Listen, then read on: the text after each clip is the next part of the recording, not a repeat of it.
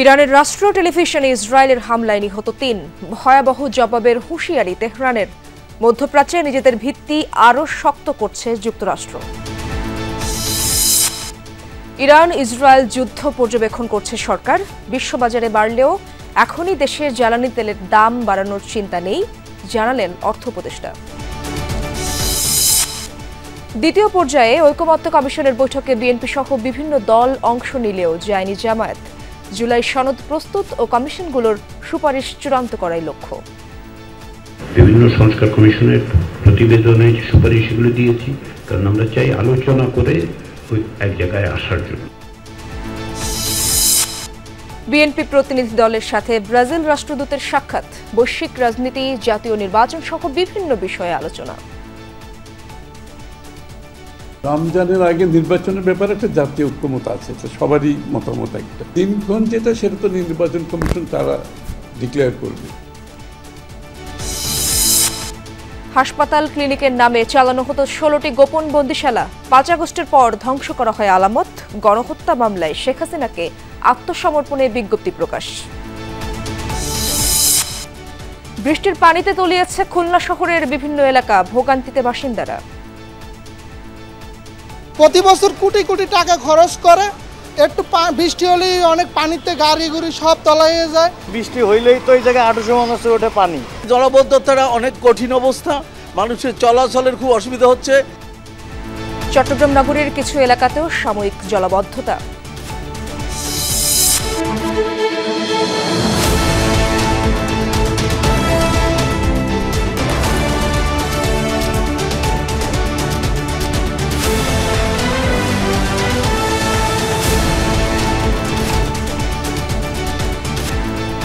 আমন্ত্রণ দুপুরে বাংলাদেশে, আপনাদের সঙ্গে আছি আমি সুরাত জাহান। এতক্ষণ শিরোনামগুলো দেখছিলেন।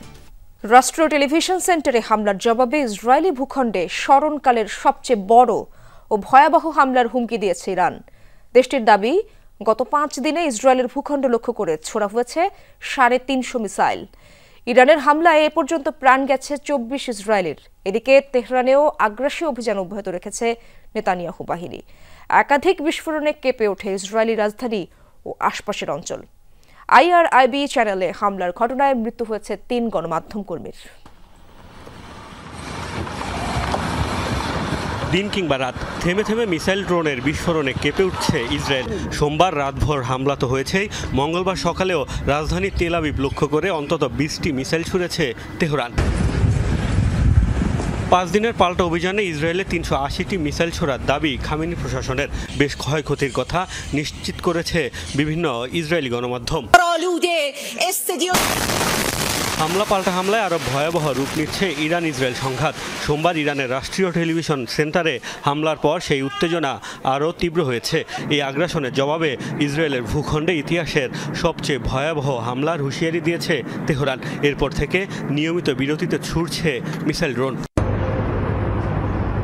ইরান জুড়েও চলছে ইসরায়েলের তাণ্ডব। সামরিক স্থাপনার পাশাপাশি হামলা হচ্ছে বিভিন্ন বেসামরিক স্থাপনাতেও।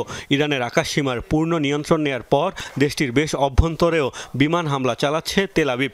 সোমবার একটি রাষ্ট্রীয় টেলিভিশন চ্যানেলের ভবন ও হাসপাতালকে লক্ষ্য বানিয়েছে তারা। তাবরিজেও জ্বলছে আগুন।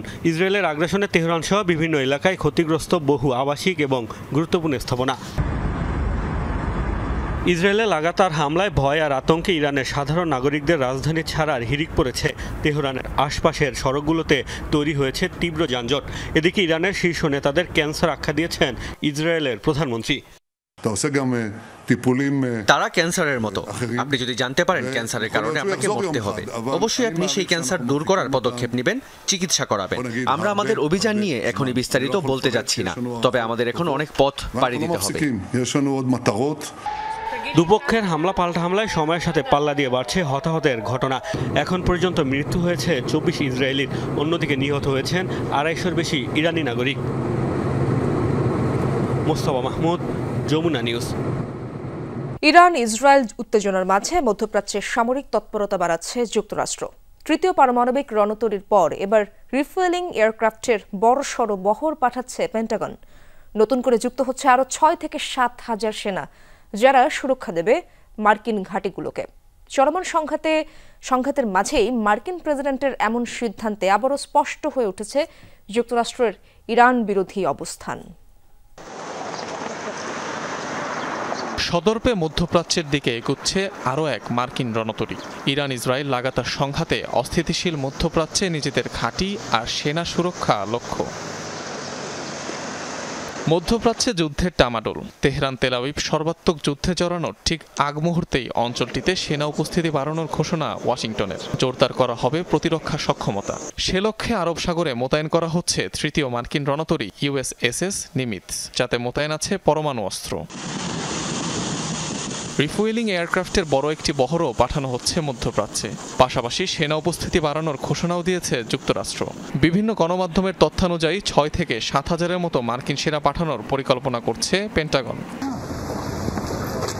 অর্থাৎ মার্কিন প্রেসিডেন্ট মুখে ইরান ইসরায়েল সংঘাত থামানোর কথা বললেও কাজে অনেকটাই ভিন্ন চিত্র। ক্রমবর্ধমান সামরিক তৎপরতায় আবারও স্পষ্ট হয়ে উঠেছে যুক্তরাষ্ট্রের ইসরায়েল প্রীতি। পরমাণু চুক্তিতে আসার জন্য ইরানকে 60 দিনের সময় বেঁধে দিয়েছিলাম, আর 61তম দিনে কি হলো তা আপনারা সবাই দেখলেন। প্রতিনিয়ত যোগাযোগ রাখছি। মনে হয় দুই দেশের মধ্যে একটি সমঝোতা চুক্তি স্বাক্ষর হবে। সেটি না করলে ইরান বোকার মতো কাজ করবে। নির্ধারিত সময়ের আগেই G7 সফর শেষ করে দেশে ফিরেছেন ডোনাল্ড ট্রাম্প। মঙ্গলবার জাতীয় নিরাপত্তা পরিষদের সাথে বৈঠকের কথা রয়েছে তার। একদিন আগে ইরানের হামলায় ক্ষতিগ্রস্ত হয় তেল আবিবের মার্কিন দূতাবাস। ধারণা করা হচ্ছে মধ্যপ্রাচ্যে সেনা উপস্থিতি বাড়ানোর অন্যতম একটি কারণ হতে পারে এটি। ভূমধ্য সাগর এবং লোহিত সাগরে আরও 2টি পারমাণবিক শক্তিধর বিমানবাহী রণতরী মোতায়েন রয়েছে যুক্তরাষ্ট্রের। অনিক রহমান, যমুনা নিউজ। ইসরায়েলের কর্মকাণ্ড তাদের নিজেদের অস্তিত্বকে হুমকির মুখে ফেলে দিচ্ছে বলে সতর্ক করেছেন তুরস্কের president Recep Tayyip Erdogan. Benjamin নেতানিয়াহুর আর কোনো বেআইনি কর্মকাণ্ড সহ্য করা হবে না বলেও হুঁশিয়ারি দিয়েছেন তিনি। সোমবার তুরস্কের মন্ত্রিসভার বৈঠকে ইরানে ইসরায়েলের হামলার নিন্দা জানিয়ে একথা বলেন এরদোগান। অভিযোগ জানান, বেড়ে চলা সংঘাতের মধ্য দিয়ে মধ্যপ্রাচ্যের নিরাপত্তা হুমকির মুখে ফেলে দিয়েছে ইসরায়েল, যা ইসরায়েলের জন্য বিপদ ডেকে আনছে বলেও দাবি করেন এরদোগান।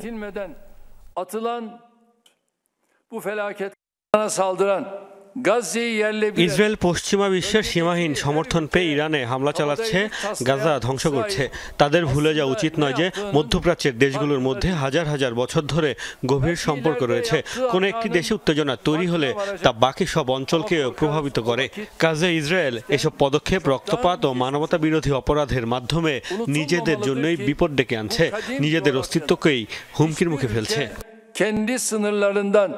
এবার ইসরায়েলি হামলায় নিহত হলেন ইরানের বিপ্লবী গার্ড বাহিনীর আরেক শীর্ষ কমান্ডার আলী সাদমানি। এ তথ্য জানিয়েছে ইসরায়েল। আলী সাদমানি IRGCর নির্মাণ ও প্রকৌশল শাখা খাতাম আল আনবিয়ার সদর দফতরের প্রধান ছিলেন। এর আগে ইসরায়েলের হামলায় সাবেক শীর্ষ কমান্ডার গোলাম আলী রশিদ নিহত হওয়ার পর এই পদে স্থলাভিষিক্ত হন তিনি। সোমবার রাতে তেহরানে তার অবস্থান লক্ষ্য করে হামলা চালায় তেল আবিব। ইরানের উচ্চপদস্থ সামরিক কর্মকর্তা ও সর্বোচ্চ নেতা আয়াতুল্লাহ আলী খামেনির ঘনিষ্ঠজন হিসেবে পরিচিত ছিলেন কমান্ডার আলী সাদমানি। পরমাণু অস্ত্রের সক্ষমতা এবং পরিধি বাড়ানোর প্রতিযোগিতা চালাচ্ছে ইরানের পারমাণবিক কর্মসূচির বিরুদ্ধে সরব হওয়া যুক্তরাষ্ট্র, ইসরায়েল সহ বিভিন্ন দেশ। এই তথ্য উঠে এসেছে আন্তর্জাতিক সংস্থা SIPRI এর প্রতিবেদনে। বলা হয়, বিশ্ব নতুন এক পারমাণবিক অস্ত্র প্রতিযোগিতার দ্বার প্রান্তে, যেখানে পরমাণু শক্তিধর দেশগুলো নিজেদের সক্ষমতা উন্নয়নের দিকে এগিয়ে চলেছে প্রতিনিয়ত। ইরানের পরমাণু অস্ত্রের সক্ষমতার বিরুদ্ধে দীর্ঘদিন ধরে সরব ইসরায়েল, যুক্তরাষ্ট্র সহ পশ্চিমা বিভিন্ন দেশ। অথচ গেল কয়েক বছর ধরে নিজেদের পরমাণু অস্ত্রের সক্ষমতা এবং ভান্ডারের পরিধি বাড়িয়েছে এসব দেশ। এমন তথ্য উঠে এসেছে আন্তর্জাতিক সংস্থা স্টকহোম ইন্টারন্যাশনাল পিস রিসার্চ ইনস্টিটিউটের বাৎসরিক প্রতিবেদনে। বিশ্বজুড়ে চলা সামরিক সংঘাত, অস্ত্র বাণিজ্য ও সামরিক ব্যয়ের সাম্প্রতিক তথ্য উপস্থাপন করা হয় এ প্রতিবেদনে। এর পাশাপাশি তুলে ধরা হয় বিভিন্ন দেশের পরমাণু অস্ত্রের সক্ষমতা, যাতে দেখা যায় সবচেয়ে বেশি নিউক্লিয়ার ওয়ারহেড রয়েছে রাশিয়ার। এর পরপরই অবস্থান যুক্তরাষ্ট্রের। ইসরায়েলের সমর ভান্ডারেও রয়েছে 90টি পরমাণু অস্ত্র। চলতি বছরের প্রতিবেদনে বিশেষ গুরুত্ব দেওয়া হয়েছে পারমাণবিক অস্ত্রের প্রতিযোগিতাকে।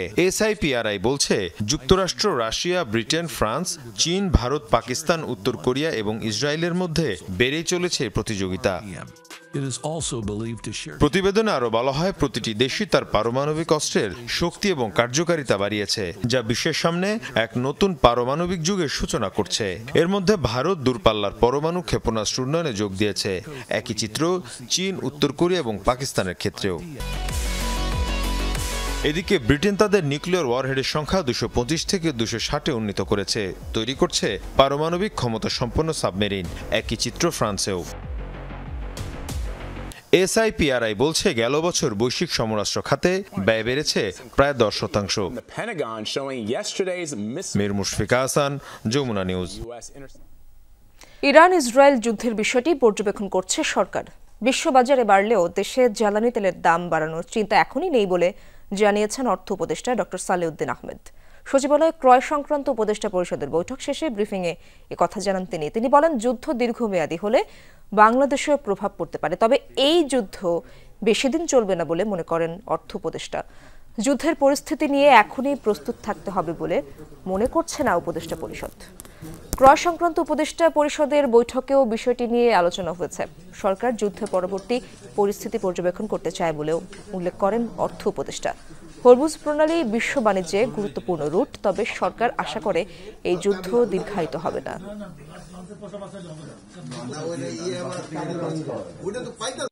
ইরাকের যুদ্ধে আমরা একটা অবজার্ভ করি, আমরা দেখছি ইমিডিয়েটলি কিছুটা বেড়েছে, বাট এখন আমাদের যেগুলো আমরা অলরেডি অর্ডার প্লেস করেছি ওটা আমরা অবজার্ভ করছি যে এই যে গ্যাস প্রাইস বা এলএনজি প্রাইস যদি বেড়ে যায় এটা উইল টেক কেয়ার হবে। আজকে যেটা দুটো দিলাম ওটা ওল্ড প্রাইসে ওরা কোট করেছে, ভাগ্য ভালো যে ওই প্রাইসে আমরা পাবো আপাতত, বাট আমরা অবজার্ভ করছি যে যুদ্ধটা বেশি দিন চলে এটা এফেক্ট যদি হয় তখন আমাদের উপর একটু প্রেশার পড়বে। জুলাই মাসের মধ্যে জাতীয় সনদ তৈরির আশা করছেন ঐকমত্য কমিশনের সহ সভাপতি ডক্টর আলী রিয়াজ। একই সাথে রাজনৈতিক দলগুলো সহযোগিতা করলে লক্ষ্যে পৌঁছানো সম্ভব বলেও মনে করেন তিনি। রাজনৈতিক দলগুলোর সঙ্গে দ্বিতীয় পর্যায়ের আলোচনার শুরুতে এসব কথা বলেন ডক্টর রিয়াজ। বেলা 11টায় রাজধানীর ফরেন সার্ভিস একাডেমিতে রাজনৈতিক দলগুলোর সাথে দ্বিতীয় পর্যায়ে বৈঠকে বসে ঐকমত্য কমিশন। সভার শুরুতে আলী রিয়াজ আশা করেন সব বিষয়ে একমত না হলেও জাতীয় স্বার্থে ছাড় দেবে দলগুলো। আলোচ্য বিষয়গুলোর মধ্যে রয়েছে সংবিধানের ৭০ নম্বর অনুচ্ছেদ, স্থায়ী কমিটির সভাপতি মনোনয়ন, নারী প্রতিনিধিত্ব সহ দ্বিকক্ষ বিশিষ্ট সংসদ এবং প্রধান বিচারপতির নিয়োগ প্রক্রিয়া। এই ইস্যুগুলোতে যে দ্বিমত রয়েছে সেসব বিষয়ে ঐকমত্যের উপর গুরুত্ব আরোপ করা হচ্ছে এবারের আলোচনায়। ১৭, ১৮ ও ১৯ জুন পর্যায়ক্রমে বিএনপি সহ ৩০টি রাজনৈতিক দলের সাথে বৈঠক হবে।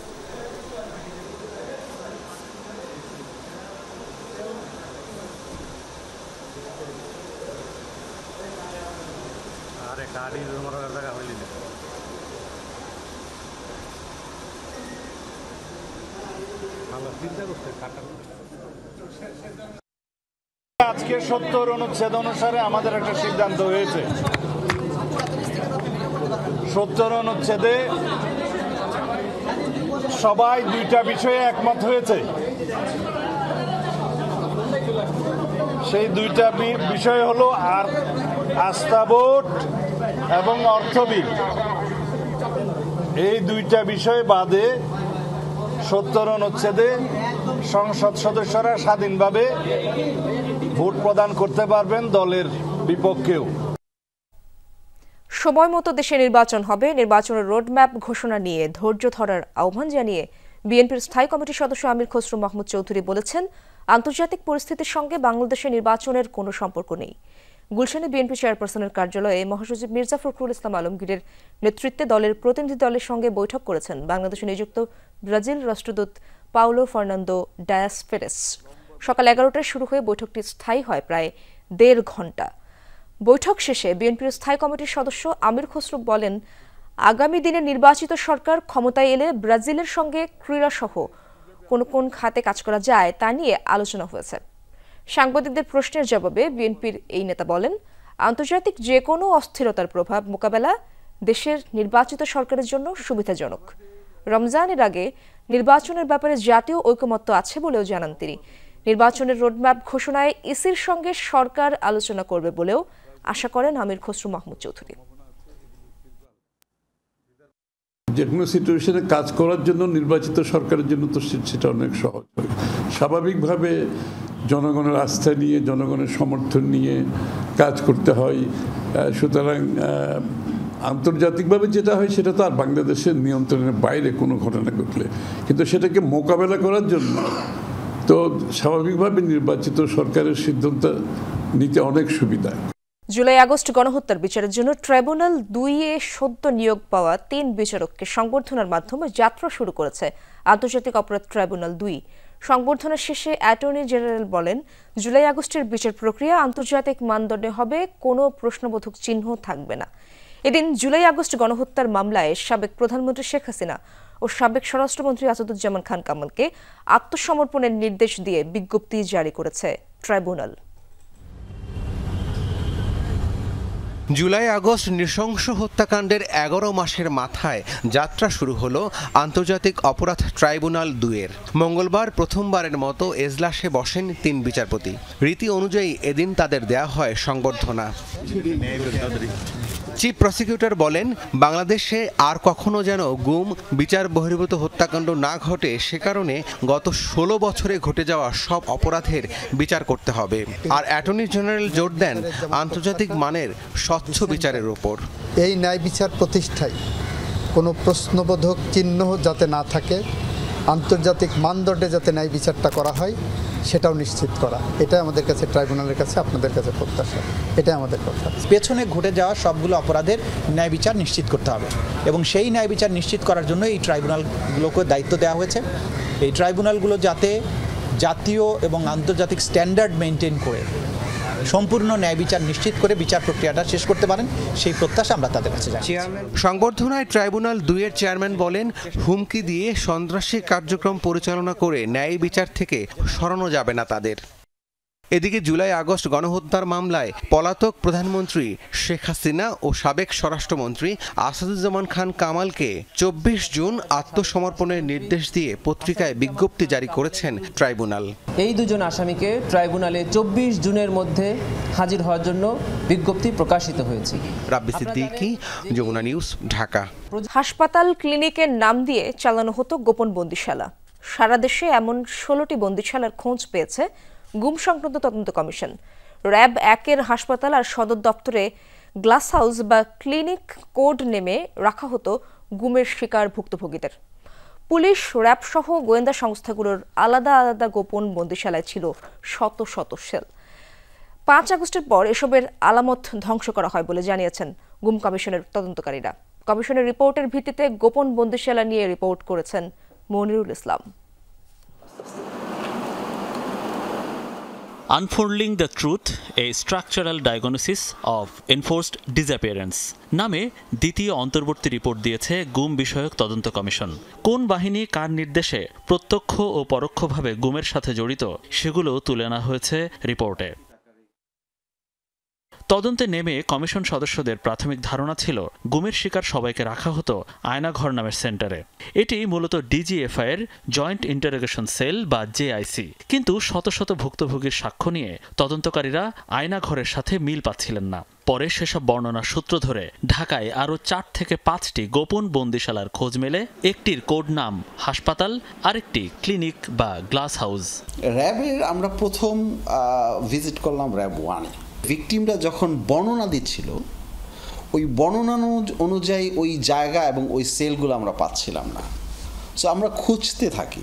একটা ছিল যে রেশন রুম, রং টং করা, ঝকঝক করছে, রেশন রুম আছে, ঠিক আছে, কি আছে, এটা সাধারণত কেউ ডাউট করবে না। রেশন রুমের পরের রুম থেকেই শুরু হয়েছে যে সেলগুলো পেলাম, এবং ওখানে টর্চার চেম্বার, ওখানে যে হুক দিয়ে ঝুলিয়ে রাখতো ভিকটিমরা, যে বর্ণনা যে সেগুলো ওখানে ছিল। যেটা আমাদেরকে বলা হয়েছিল ভিকটিমরা যে হেডকোয়ার্টারেও রাখা হতো, মানে হেডকোয়ার্টারে রাখার মতো জায়গা আমরা একেবারে খুঁজে পাচ্ছিলাম যে কোথায়। র্যাব হেডকোয়ার্টার পরে কিন্তু আরেকটা ভবন আছে ওই পাশে, হ্যাঁ। সো ওইটার মধ্যে ছিল মূলত, যেটা গ্লাস হাউস নামে পরিচিত। ওইখানে ওইটাকে ক্লিনিক এবং হসপিটাল হিসাবে। শুধু ঢাকায় নয়, সারা দেশে এরকম মোট 16টি বন্দিশালার তথ্য মিলেছে এখন পর্যন্ত। গুমের ঘটনায় প্রত্যক্ষ ও পরোক্ষভাবে জড়িত 6টি বাহিনী বা সংস্থা আলাদাভাবে নিয়ন্ত্রণ করত এসব বন্দিশালা। কখনো নিজস্ব কার্যালয় বা ভবনে, কখনো বা ভাড়া বাসা বা ভবনে সেফ হাউস করে রাখা হতো গুম হওয়া ব্যক্তিদের।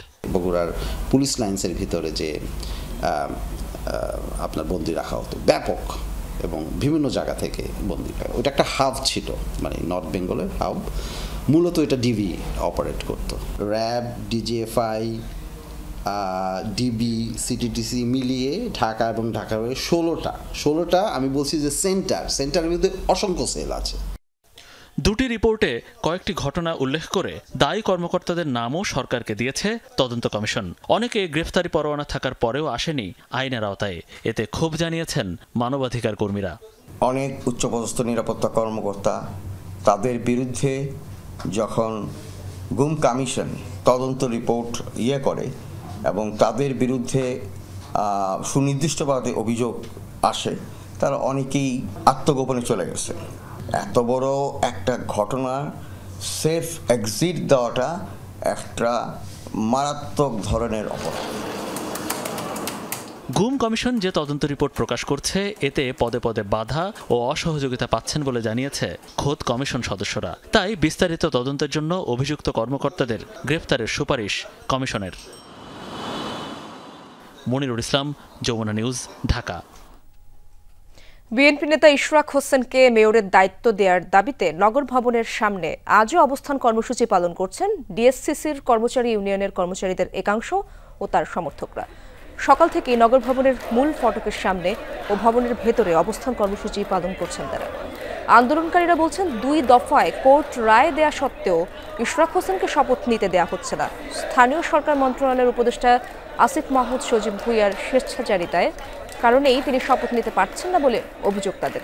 আজও বন্ধ রয়েছে নগর ভবনের সকল কার্যক্রম। করোনা শনাক্তের জন্য কুড়িগ্রামে 65 লাখ টাকা দিয়ে নির্মিত পিসিআর ল্যাব তালাবদ্ধ। এখনো বসানো হয়নি কোনো যন্ত্রপাতি, ল্যাবের জন্য নিয়োগও দেওয়া হয়নি কাউকে।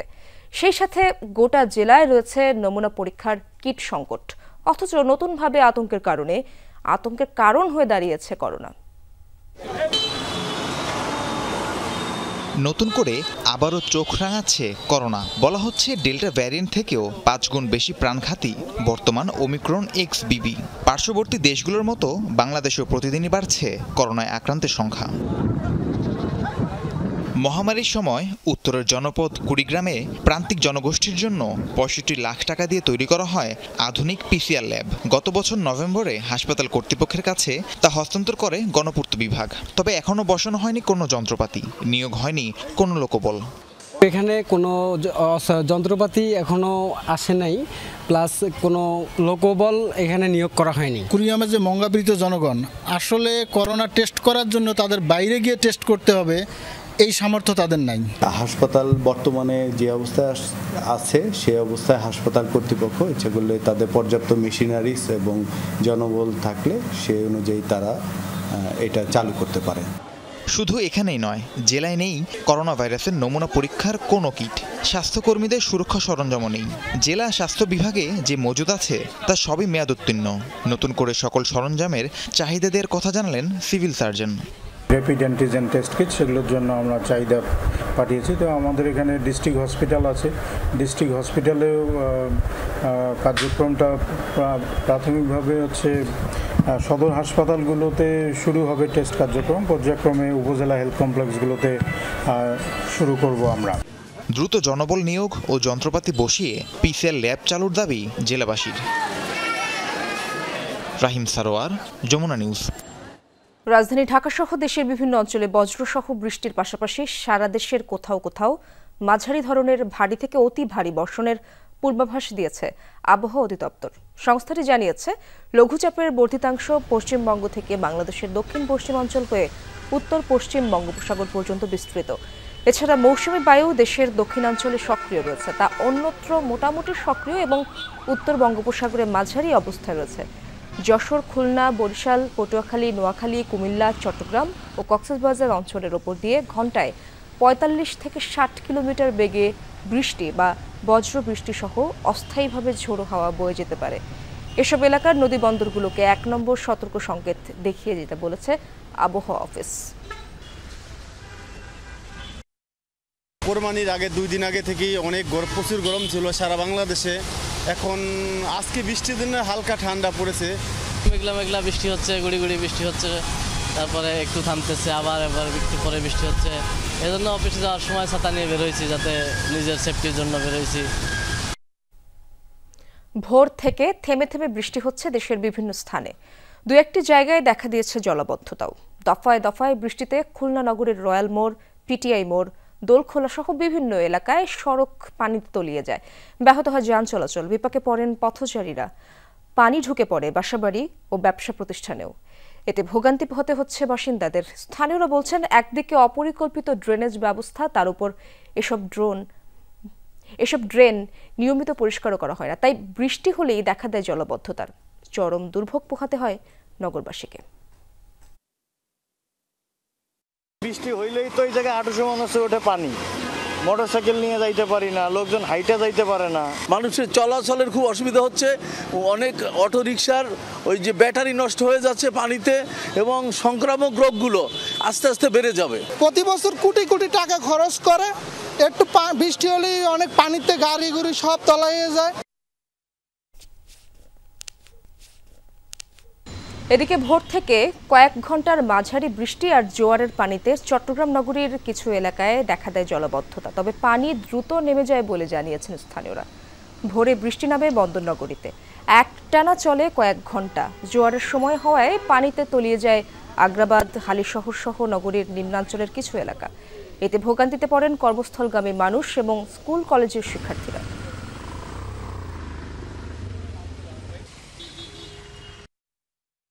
এখানে মানুষ হেঁটে যেতে পারছে না, তারপরে এখানে রিক্সা পড়ে যাচ্ছে, তারপরে অনেক গাড়ি আসতে চাচ্ছে না, যাদের অফিসে কানে আছে। ভোর 6টা থেকে আসছে এখানে, বৃষ্টি হলো তাই এতটুকু ফানে পর্যন্ত উঠে কি মানুষ হাঁটতে পারে না। একটা সিএনজি গেলে দেখেন জায়গার ধারে থাকে, ওগুলোকে ঠেলে তুলতে হয়। প্রত্যেকেরই আসলে কষ্ট হয়, এটার একটা সমাধান কিন্তু খুবই দরকার আর কি।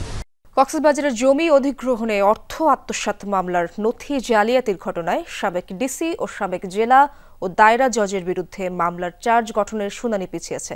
1 জুলাই পরবর্তী দিন নির্ধারণ করেছেন আদালত। দুপুরে চট্টগ্রাম বিভাগীয় বিশেষ জজ মিজানুর রহমান আদালতে এই আদেশ দেন।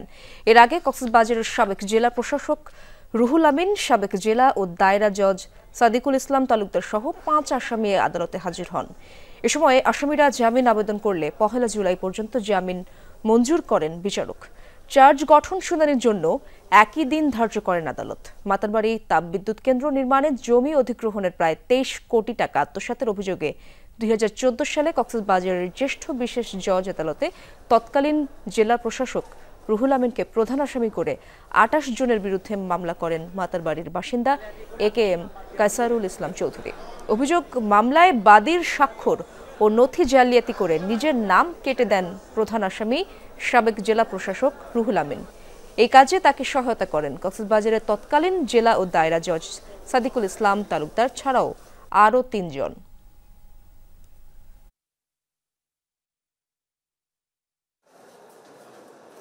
আজকে চার্জ গঠনের জন্য দিন ধার্য ছিল। আমরা দুদক পক্ষে চার্জের জন্য রেডি ছিলাম, কিন্তু বিজ্ঞ আদালতে আসামি পক্ষে সময় আবেদন করায় আগামী 1/7 তারিখে 1/7/2025 অভিযোগ গঠন বিষয়ে শুনানির জন্য দিন ধার্য রাখেন। আসামিরা সবাই আজকে উপস্থিত ছিল। সাতক্ষীরার সাবেক নারী এমপি রিফাত আমিনের পুত্রের আলিশান বাড়িতে জীবনযাপন, বিলাসী গাড়িতে চলাফেরা, সবকিছুতে ছিল রাজকীয় ব্যাপার। তবে এখন সবই শেষ। মাদকসহ ধরা পড়েছে সেনাবাহিনীর হাতে। জমি, ঘরবাড়িও দখলে নিচ্ছে প্রাসাদ নির্মাণ লিমিটেড নামের একটি প্রতিষ্ঠান। রোববার দুপুর সাতক্ষীরা থানার সামনে সাবেক নারী এমপি রিফাত আমিনের বাড়িতে সেনাবাহিনীর অভিযান। এয়ারগান, মাদক সহ আটক হন সাবেক এমপির ছোট ছেলে সাফায়েত সরোয়ার রুমন। আমরা আটক করলাম একজনকে, একটা এয়ারগান পেয়েছি, মেরিন টার্কি, আমরা ইয়াবা পেয়েছি, ব্যথানাশক ইঞ্জেকশন যেগুলো দিয়ে ড্রাগ নেওয়া হয় সেগুলো ইঞ্জেকশন আছে প্রায় 50 পিসের উপরে। 2014 থেকে 18 সাল পর্যন্ত আওয়ামী লীগের এমপি ছিলেন রিফাত আমিন। এমপি পদ যাওয়ার পর পাড়ি জমান বিদেশে। মাদকের ছোবলে ছোট ছেলে রুমনের এমন পরিণতি বলছেন স্থানীয়রা। ওর ফ্যামিলি থাকে না, সবাই থাকে বাইরে, ওর বউ বাচ্চা ওর সাথে থাকে না। ডিপ্রেশনের শিকার হয়ে হয়তো আজকে ও এই পর্যায়ে, ওরে গাইড করার কোনো লোক নেই। নেশাগ্রস্ত হওয়ার কারণে মানুষের সাথে খুব খারাপ ব্যবহার করে। বিলাসবহুল বাড়িটির ঠিক পেছনে কাঠের তৈরি এই প্রমোদখানা। নির্মাণ ব্যয় 30 লাখ। স্থানীয়রা বলছেন নারী এবং মদ নিয়ে এখানে করা হতো ফুর্তি। সাবেক এই এমপি পুত্রের বিলাসী একটি গাড়ি পড়ে আছে শহরের কোকরালি এলাকায়। প্রভাবশালী পরিবার হওয়ায় এতদিন ব্যবস্থা নেওয়া যায়নি বলছেন পুলিশ কর্মকর্তা। প্রভাবশালী ব্যক্তির ছিল সেই ক্ষেত্রে পুলিশ ইতিপূর্বে হয়তো অবগত থাকলেও ব্যবস্থা নিতে পারেনি। যেহেতু এখন আমরা এরকমের তথ্য পেয়েছি এবং তথ্য পাওয়ার ফলেই আমরা যৌথ অভিযানে তাকে গ্রেপ্তার করেছি। এদিকে কিনেছেন দাবি করে সোমবার সকালে সাবেক এমপির জমি ও ঘরবাড়ি দখলে নেয় প্রাসাদ নির্মাণ লিমিটেড নামের একটি প্রতিষ্ঠান। নির্মাণ করা হয় প্রাচীর। এ সময় তাদের বিরুদ্ধে ভাঙচুর, লুটপাটের অভিযোগ তোলেন প্রতিবেশীরা। ইউসুফ আব্দুল্লাহ ভাই উনি নাকি নিয়েছে এই জায়গাটা, যে জায়গাটা বিক্রি করেছে সেও আওয়ামী লীগের লোক। থাকাকালীন জিনিসটা দখল হয়নি কেন? এখন চলে যাওয়ার পরে দখল হওয়ার কারণটা কি? তারা যদি জমি কিনি থাকে এসে দখল দায়িত্ব করুক। এইভাবে মনে করেন একটা বাড়ির দরজা ভেঙে লুটপাট করা, সিসি ফুটেজ, সিসি ক্যামেরা কাটা ঠিক না। প্রাসাদ নির্মাণ লিমিটেড এই জমিটা 2023 সালে ক্রয় করে 26.40 কাঠা জমি। এই জমিটা ক্রয় করার পর থেকে বিভিন্ন সময় সে দখল দেয় না। এটা কোম্পানির প্রতিনিধি হিসাবে আমরা এসেছি জায়গাটাকে সংরক্ষণ করার জন্য। খবর পেয়ে জমি ও বাড়ির চারপাশে দেয়া নতুন নির্মিত প্রাচীর ভেঙে দেয় সেনাবাহিনী। আকরামুল ইসলাম, যমুনা নিউজ, সাতক্ষীরা। রূপগঞ্জের বালু নদীতে গোসল করতে গিয়ে নিখোঁজ শিক্ষার্থীর মরদেহ 3 দিন পর উদ্ধার করেছে ফায়ার সার্ভিস। সকালে রাজধানীর পাতিয়া এলাকার পিডিএল ঘাট থেকে তার মরদেহ উদ্ধার করা হয়। পূর্বাচল ফায়ার সার্ভিসের স্টেশন অফিসার জানান, গত 15 জুন সন্ধ্যায় নানার বাড়িতে বেড়াতে এসে বালু নদীতে গোসল করতে নামে সৃজন সাহা। এ সময় তার ছোট ভাই সূর্য সাহা মোবাইল ফোনে সৃজন সাহার গোসলের ভিডিও ধারণ করছিল। এক পর্যায়ে নদীর প্রবল স্রোতে পানিতে ডুবে যায় সৃজন। পরে খবর পেয়ে ফায়ার সার্ভিসের ডুবুরি দল উদ্ধার কাজ শুরু করে। কিন্তু এটা সম্ভব না, লাশ তো মাছগুলো কি খোলা যায়নি না কোন দোকান। চলন্ত বাসে কলেজ ছাত্রী ধর্ষণ মামলায় হেল্পার লিটন মিয়াকে গ্রেফতার করেছে র্যাব। সোমবার রাতে সিলেটের জালালপুর এলাকায় অভিযান চালিয়ে তাকে গ্রেফতার করা হয়। সকালে হবিগঞ্জের নবীগঞ্জ থানায় হস্তান্তর করা হয় লিটনকে। ধর্ষণ মামলায় বলা হয়, রোববার বাসে রাজধানী থেকে হবিগঞ্জে বাড়ির উদ্দেশ্যে রওনা হন ওই তরুণী। পথে ঘুমিয়ে পড়লে গন্তব্য অতিক্রম করে চলে যান মৌলভীবাজারের শেরপুর পর্যন্ত। পরে সেখান থেকে হবিগঞ্জ যেতে মা এন্টারপ্রাইজ নামের একটি বাসে ওঠেন। আউশকান্দি এলাকা পার হওয়ার পর বাসের অন্য যাত্রীরা নেমে গেলে তাকে একা পেয়ে পালাক্রমে নির্যাতন চালায় বাসের হেল্পার লিটন মিয়া ও চালক সাব্বির। ঘটনাস্থল থেকেই আটক হয় বাস চালক সাব্বির। একটি দুর্ঘটনায় ভেঙে গেল 2 পরিবারের স্বপ্ন। কলেজ ছাত্রী রিমঝিমের চলছিল ধুমধাম করে বিয়ের আয়োজন, কিন্তু 20 দিন আগে চলে গেলেন না ফেরার দেশে। থামছে না হবু বরের আহাজারি, শোকে স্তব্ধ পরিবার। কক্সবাজারের রামুতে ভয়াবহ সড়ক দুর্ঘটনায় তরুণীর মর্মান্তিক মৃত্যু কাঁদাচ্ছে পুরো এলাকার মানুষকে।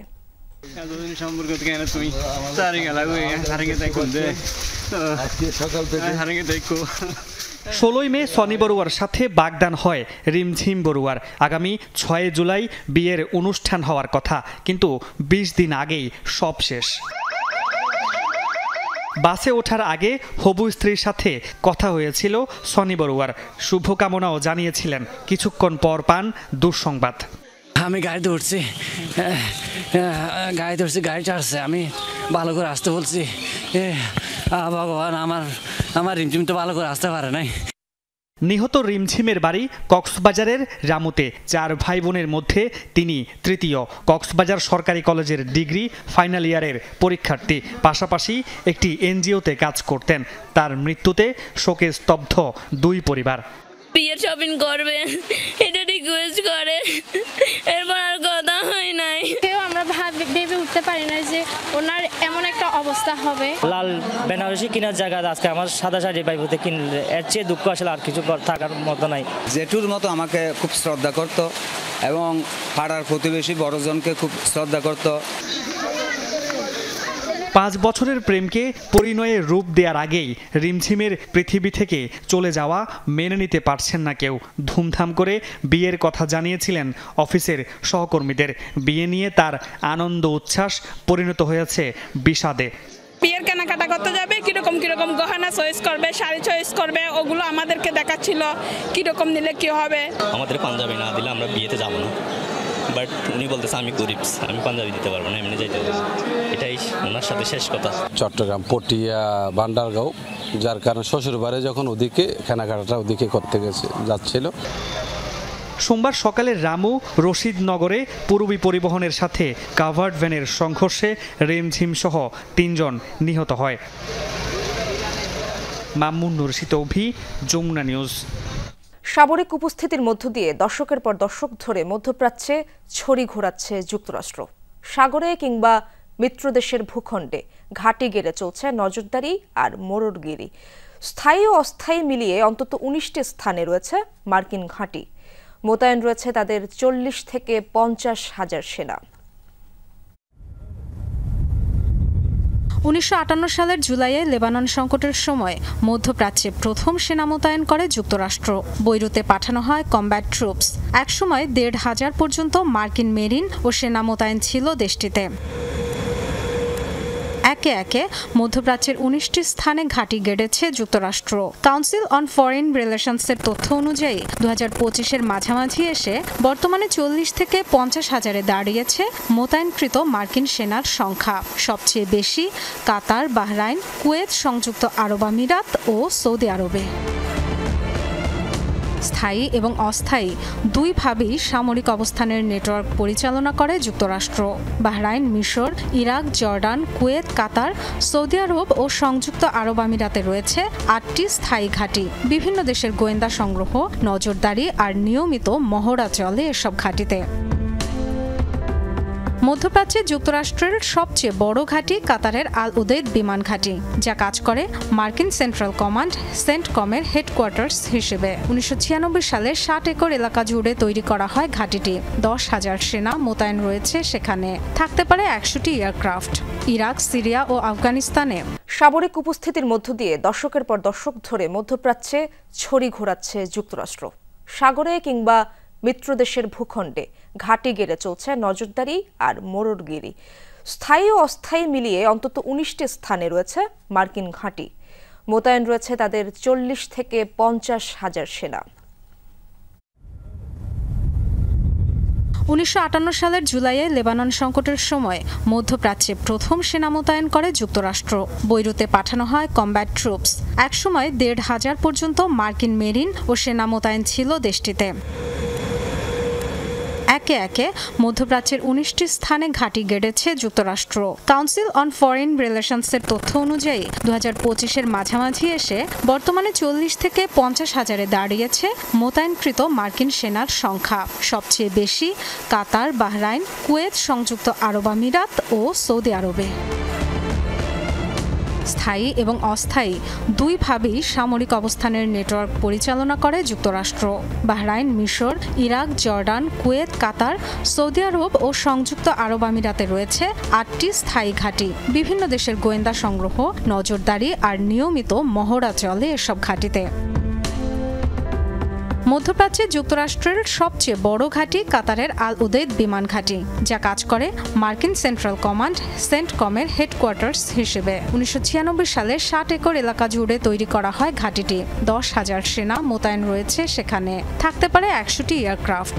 ইরাক, সিরিয়া ও আফগানিস্তানে মার্কিন অভিযানের কেন্দ্র হিসেবে কাজ করেছিল আল উদেইদ বিমান ঘাঁটি। বাহরাইনে রয়েছে যুক্তরাষ্ট্রের নেভাল সাপোর্ট অ্যাক্টিভিটি NSA, যা আগে ছিল যুক্তরাজ্যের নিয়ন্ত্রণে। বর্তমানে মার্কিন নেভির 5th ফ্লিট মোতায়েন রয়েছে সেখানে। আছে ৯,০০০ সেনা ও বেসামরিক কর্মী। দূরবর্তী মার্কিন যুদ্ধজাহাজ আর এয়ারক্রাফটের নিরাপত্তায় পরিচালনা করা হয় এখান থেকে। কুয়েত সিটি থেকে ৩৪ মাইল দূরে রয়েছে যুক্তরাষ্ট্রের ঘাঁটি ক্যাম্প আরিফ জান। ১৯৯৯ সালে তৈরি ঘাঁটিটি কাছাকাছি মার্কিন আস্তানাগুলোয় প্রাথমিক রসদের যোগানে কাজ করে। মধ্যপ্রাচ্যে যুক্তরাষ্ট্রের কৌশলগত গুরুত্বপূর্ণ একটি ঘাঁটি সংযুক্ত আরব আমিরাতের আলধাফরা। নজরদারি, গোয়েন্দা তথ্য সংগ্রহ, আকাশপথে অভিযান বা মহড়ায় সহায়তা করে মোতায়েনকৃত সেনারা। রয়েছে F-22 র্যাপটরের মতো অত্যাধুনিক এয়ারক্রাফট সহ বহু নজরদারি বিমান। ইরাকের উত্তরাঞ্চল ও সিরিয়ায় অভিযানে বিশেষ গুরুত্বপূর্ণ ইরাকের ইরবিল বিমান ঘাঁটি। ডরথি তাসরিন, যমুনা নিউজ।